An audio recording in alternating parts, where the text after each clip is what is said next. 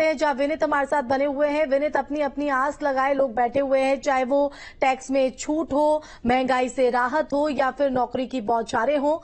आपके साथ जो लोगों की मौजूदगी, अगर उसमें कोई युवा हो तो युवा वर्ग की अगर बात करें तो वो क्या कुछ उम्मीद जता रहे हैं इस बजट से?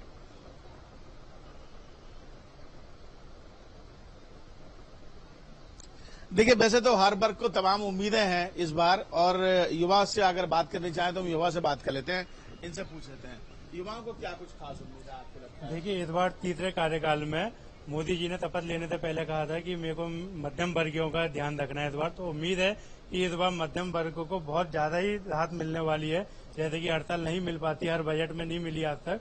तो इस बार उम्मीद है, उम्मीदों से भी ज्यादा अपेक्षा है कि हमें राहत ज्यादा मिलेगी इस बार बजट में मध्यम वर्ग को, और आसान होगा। रोजगारी की दृष्टि से युवा क्या सोचता है, आपको लगता है कि नहीं साहब, या कुछ शिक्षा के क्षेत्र में कुछ बड़ा कदम उठाना? शिक्षा के क्षेत्र में तो क्या कहते हैं, यहाँ ना कोई बड़ा कोई आईटी हब है आगरे में, ना कोई अच्छा कॉलेज है, सब बाहर ही जा रहे हैं पढ़ने के लिए। तो एक आईटी हब वगैरह या कोई अच्छा मेडिकल वगैरह कॉलेज भी होगा तो बहुत आराम होगा शिक्षा के लिए। ताजमहल देश की पूरी शान है, और यहाँ पर आपका कहना है कि आईटी हब होना चाहिए, आप क्या मानते हैं? तो हम जो शहर में बढ़िया से बढ़िया कोई प्रोग्राम होने लगा, जिससे जो मुसाफिर आगरा शहर में आते हैं वो रात में घूमे, और आगरे के जितने धार्मिक स्थल हैं उनका प्रचार किया जाए, उनके प्रोग्राम दिखाया जाए, इससे लोगों को लगा कि शहर में धार्मिक स्थल भी देखने के लिए काफी चीजें हैं शहर में। सर, क्या लगता है आपको युवाओं के लिए क्या कुछ खास होना चाहिए? युवाओं के लिए तो देखिए, प्रोफेशनल शिक्षा बहुत महंगी हो गई। प्रोफेशनल शिक्षा बहुत महंगी हो गई, तो मध्यम क्लास और गरीब आदमी तो अब ना तो डॉक्टर बनने के लिए भी इसमें बहुत आर्थिक वो चाहिए, और इंजीनियर बनने के लिए भी चाहिए। तो जो है प्रोफेशनल शिक्षा पे जरूर कुछ सोचना चाहिए, कुछ इस पर पैकेज भी आए, कुछ पैसा आना चाहिए। तो आपको उम्मीद लग रही है कि इस बार कुछ होगा, शायद राहत मिलेगी थोड़ी बहुत? अच्छा सर, आप बता दीजिए, क्या लगता है आपको युवाओं की दृष्टि से? देखिए, युवा की दृष्टि से भाई लोग बता चुके हैं। यदि मुझसे आप टूरिज्म में पूछ लें तो बता सकता हूँ। हकीकत क्या है, आगरा में पर्यटक रात्रि को नहीं रुकता। सरकार को अलग से बजट देना चाहिए। 3 ऐतिहासिक वर्ल्ड टूरिज्म मॉन्यूमेंट है। रात्रि में फतेहपुर सीकरी आगरा फोर्ट पर लाइट एंड साउंड प्रोग्राम हो, आगरा में रात्रि में कल्चर प्रोग्राम हो, आगरा में रात्रि के 1 बजे तक बाजार खुले, ऐसा बजट पेश हो जिससे कि टूरिज्म को हवा लगे, टूरिज्म पर्यटक आगरा में रुके। ऐतिहासिक की दृष्टि से धार्मिक भी है। पिछली बार जितने बजट पेश हुए, क्या उम्मीदें आपको तब भी थी? तो क्या किसी उम्मीद पर खरी उतरी सरकार आपको? देखिए साहब, उम्मीद तो करेंगे, हम व्यापारी हैं, हम तो कुछ कर नहीं सकते। हम तो सरकार से उम्मीद ही कर सकते हैं हाथ जोड़ के। फिर दोबारा उम्मीद कर रहे हैं, जब तक जिंदा है उम्मीद ही करते रहेंगे। करें, अच्छे दिन आएंगे, अच्छे दिन आएंगे, करने का काम उनका है। देखिए, ऐतिहासिक संघ धार्मिक स्थल भी है। कैलाश मंदिर पूरे हिंदुस्तान में नहीं, विश्व में ऐसा मंदिर है। एक योनि में 2 शिवलिंग है, उसका प्रचार प्रसार हो। आगरा में चारों कोनों पे शिव मंदिर है। ठीक है विनीत, लौटेंगे आपके पास। तो देखिए, हर एक बड़ी तस्वीर जो बजट से जुड़ी है वो भी दिखाना दर्शकों को जरूरी है। तो देखिए, आपको ये संसद भवन की तस्वीर दिखा रहे हैं जहां पर ये बजट की कॉपियां पहुंची हैं। तो आपको बता दें, इससे पहले आपने टैबलेट देखा था वित्त मंत्री निर्मला सीतारमण के हाथ में, वित्त मंत्रालय से जब वो निकली थी, और अब ये बजट की तमाम कॉपियां जो है वो संसद भवन पहुंच चुकी हैं। और ऐसे में विकसित भारत को लेकर जो ये बजट को उम्मीद बताया जा रहा है कि इनमें तमाम वर्गों की उम्मीद को पूरा किया जाएगा, तो इस पिटारे से क्या कुछ निकलेगा ये देखना होगा। फिलहाल हर एक बड़ी तस्वीर आज के इस अहम दिन को लेकर न्यूज स्टेट पर सबसे पहले आपको दिखा रहे हैं। संसद भवन बजट की तमाम जो कॉपियां हैं वो यहां पर पहुंच चुकी हैं, जो तमाम सांसदों को वहां पर दी जाएंगी। तो वित्त मंत्री के पिटारे से आज क्या कुछ निकलने वाला है, इस पर पूरे देश की निगाहें हैं। ग्राउंड से हमारे जो संवाददाता हैं वो भी लगातार बने हुए हैं, और लगातार लोगों की यहां पर उम्मीदें हमें बता रहे हैं कि क्या कुछ उम्मीदें यहां पर आस लगाए बैठे हैं आमजन। एक बार फिर से सुशांत, आपका रुख कर लेते हैं, क्योंकि देखें तो जिस तरह से इस बजट पर पूरे देश की निगाहें हैं, खासा उम्मीद, खासा आसें हैं, लेकिन साथ ही साथ एक विकसित भविष्य की नींव रखता हुआ भी ये बजट होने वाला है, जिसका कई बार जिक्र पीएम मोदी अपने संबोधन में कर चुके हैं।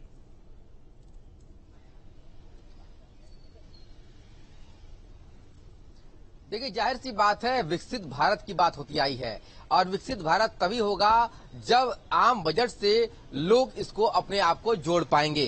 क्या लगता है, विकसित भारत की बात होती आई है, विकसित भारत में ये जो बजट है ये कितना अपनी भूमिका निभाएगा?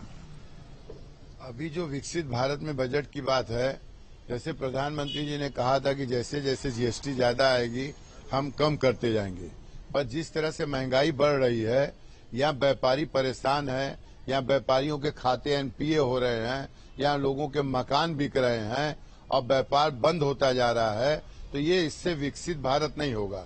इससे बेरोजगारी बढ़ेगी और लोग आत्महत्या करेंगे। तो इनको जैसे किसानों के लिए सोच रहे हैं, ऐसे इनको कुटीर उद्यमी, कुटीर व्यापारियों के लिए, ठेला पटरी वालों के लिए भी सोचना पड़ेगा कि इनके लिए मैं क्या करूं कि ये व्यापार को अच्छे से कर सके और लालम। और वैसे भी सरकार को शिक्षा, स्वास्थ्य और सुरक्षा, ये सब, मकान, ये सब सारी चीजें फ्री उपलब्ध करानी चाहिए ताकि हर आदमी इसका अपना जीवन यापन कर सके। विकसित भारत बनाने के लिए इनको बहुत से नियमों को चेंज करना पड़ेगा और लोगों को डायरेक्ट सुविधाएं मिले और ऋण की व्यवस्था से लेके, योजनाओं से लेके हर चीजों में इनको ध्यान देना पड़ेगा। प्रधानमंत्री आवास हो या मुद्रा लोन हो, इससे कुछ राहत नहीं हो रही है आप लोगों को? नहीं, ऐसा नहीं है। मुद्रा योजना जिनको मिलनी चाहिए उनको नहीं मिल पा रही है, केवल फ्रॉडगिरी हो रही है। 20-20% सब्सिडी पर लोग लोन बांट दे रहे हैं। आज आप देखिए मुद्रा योजना कितनी बंद हो गई है। इसमें ईमानदार लोगों को डालना होगा, शहर के मानिंद लोगों के साथ मिलके कमेटी बना के इसको करना होगा ताकि जिसको इसकी जरूरत है उसको मिले। गरीब और गरीब होता जा रहा है, अमीर और अमीर होता जा रहा है, मिडिल क्लास पूरी तरह से साफ हो जा रहा है। ठीक है सुशांत, इस अंतर को किस तरह से पाटती है, क्या कुछ इस पर फोकस किया जाता है, ये भी देखना होगा।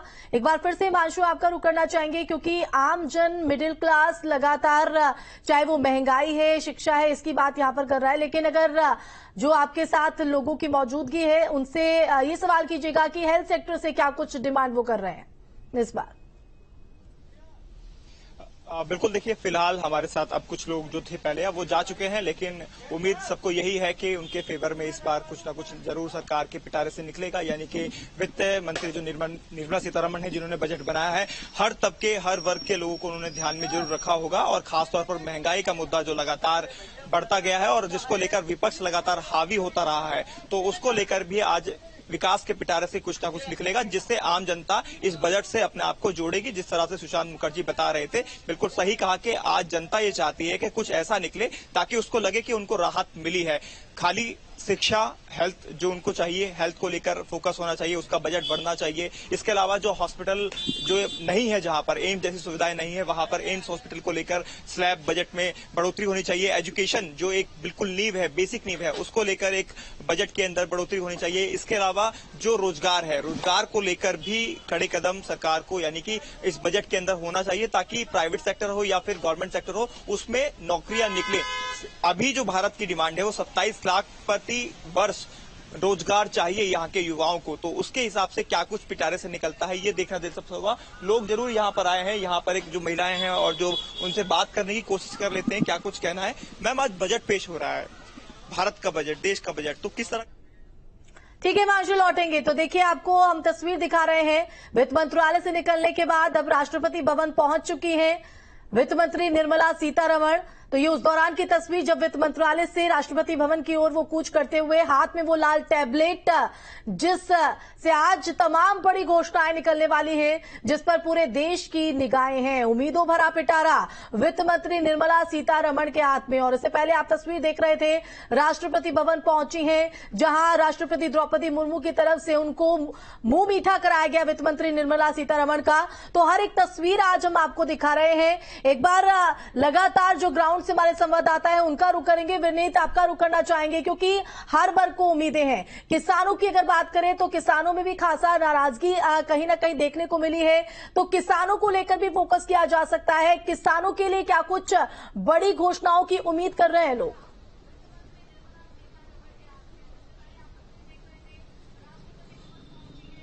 और बिल्कुल देखिए, उम्मीदें तो काफी हैं और लगातार हम हर बात की और हर उद्योग की बात कर रहे हैं कि पर्यटन उद्योग क्या चाहता है, युवा क्या चाहता है, स्वास्थ्य के क्षेत्र में क्या होना चाहिए, महिलाओं को क्या मिलना चाहिए। किसानों पर भी चर्चा कर लेते हैं। किसानों को क्या लगता है कि किसान हमेशा से निराश रहा है, और तो किसानों के लिए क्या कुछ होना चाहिए? किसानों के लिए यही है कि उनको जो है मेहनत का पैसा मिलने से नहीं होगा उनका।